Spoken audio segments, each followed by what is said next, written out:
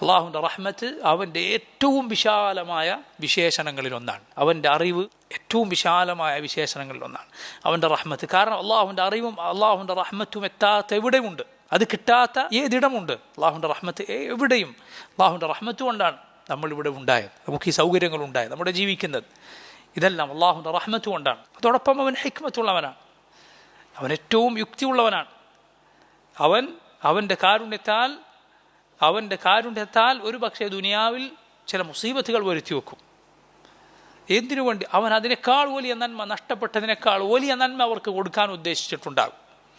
അതാളുകൾക്ക് പാഠമായിരിക്കും, ചിലർക്ക് ശിക്ഷയായിരിക്കും. അതുപോലെ ചിലർക്ക് ഒരുപാട് നന്മകൾ ചെയ്യാനുള്ള അവസരമായിരിക്കും, ചിലരുടെ സബറിനുള്ള പ്രതിഫലമായിരിക്കും. അത് സഹോദരങ്ങൾ നമ്മൾ ശരിക്ക് മനസ്സിലാക്കേണ്ട പാഠമാണ്.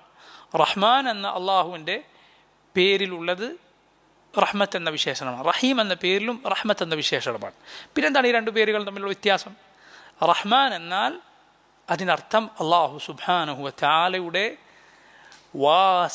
വാസിഅത്തായ റഹ്മത്ത് അവനുണ്ട് എന്നതാണ്. അഥവാ അവൻ ദുർറഹ്മത്തിൽ വാസിഅ, ഏറ്റവും വിശാലമായ കരുണ ഉള്ളവനാണ് റബ്ബ് എന്നതാണ് റഹ്മാൻ എന്ന പേരിലുള്ളത്. റഹീം എന്ന പേരിലോ അവൻ ദുർറഹ്മത്തി അൽ വാസില, അവൻ ആ റഹ്മത്ത് നൽകുന്നവനാണ്, പടപ്പുകൾ കേൾക്കുന്നവനാണ് അള്ളാഹു റബ്ബുൽ ആലമീൻ. അവൻ റഹ്മത്തുള്ളവനാണ്, റഹ്മാനാണ് അവൻ. അതുപോലെ അവൻ പടപ്പുകൾക്ക് കാരുണ്യമേകുന്നവനാണ്. അങ്ങനെയുള്ള റബ്ബ് സുബ്ഹാനഹു വ തആല